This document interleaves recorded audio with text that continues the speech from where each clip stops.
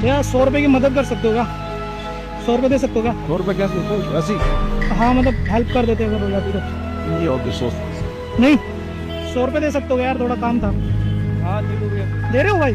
भाई मैं एक चीज बताना चाहता हूँ आपको, ये पैसे आप रखो।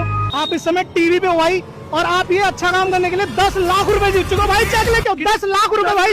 हाँ ये लो भाई।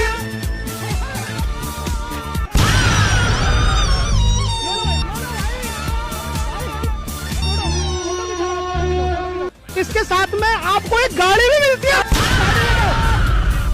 नई गाड़ी भाई, नई गाड़ी, नई गाड़ी। ये आपके वजह से।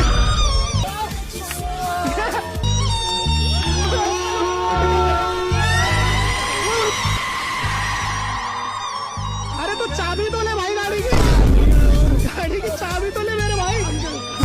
वो भैया भी थे, वो भैया भी थे। 1000 रुपए इनको दो, इनको क्यों दूं उनको? यार अरे नहीं था।